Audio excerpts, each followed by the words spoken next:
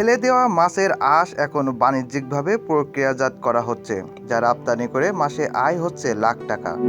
শুনতে অবাক লাগলেও বাংলাদেশের অনেকেই এখন এই ব্যবসার সাথে জড়িত।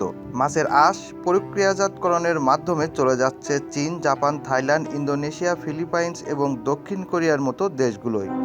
পরবর্তীতে যা ব্যাটারি, বৈদ্যুতিক জিনিসপত্র, কৃত্রিম কর্নিয়া, ওষুধ, মাছ ও মুরগির খাবার, নেইল পলিশ, লিপস্টিক সহ নানা প্রসাধনী সামগ্রী তৈরিতে ব্যবহার হচ্ছে।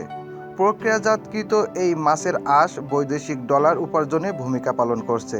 বর্তমানে প্রতি বছর 200 কোটি টাকার বেশি মাছের আঁশ রপ্তানি হচ্ছে বাংলাদেশ থেকে।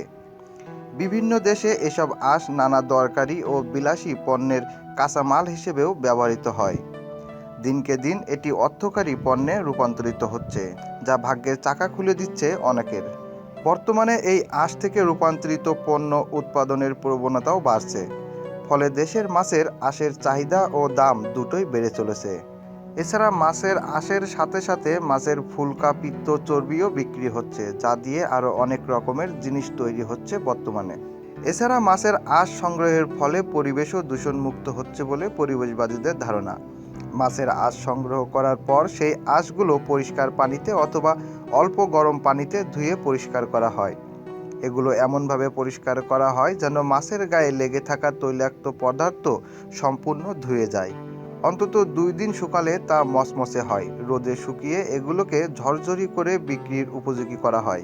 পরে এগুলো 25 কেজি করে প্যাকেট করা হয়। কেউ কেউ অবশ্য মিক্সার গ্রাইন্ডারে আঁশগুলোকে গুঁড়ো করে পাউডার আকারেও বিক্রি করেন। তবে মাছ হিসেবে আঁশের দামও ভিন্ন হয়। রুই, কাতলার মতো বড় মাছের আঁশের দাম একটু বেশি। আবার চিংড়ি মাছের মাথার খোসার দাম আরেক রকম। মাছের ফুলকার দামও আলাদা। প্রতিটা মাছের চর্বিরও দাম ভিন্ন।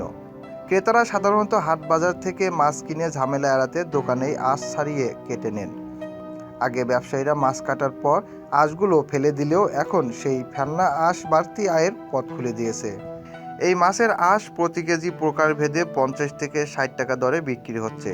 যদিও করোনা মহামারীর আগেও এগুলো 100 থেকে 120 টাকা কেজি দরে বিক্রি হতো। তবে সরাসরি রপ্তানির সুযোগ না থাকায় মাছের আঁশ বিক্রেতাগণ চাহিদা অনুযায়ী লাভ করতে পারছেন না।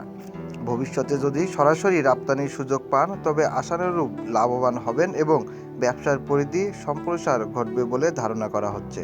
মাছের আঁশ দিয়ে মনে করেন আপনার লিপস্টিক তৈরি করে, মেডিসিন করে, আপনার পোলট্রি খাবার, মাছের খাবার টাবার এগুলো অনেক কিছু তৈরি করে, ভালো জিনিস তৈরি করা হয় এগুলো দিয়ে।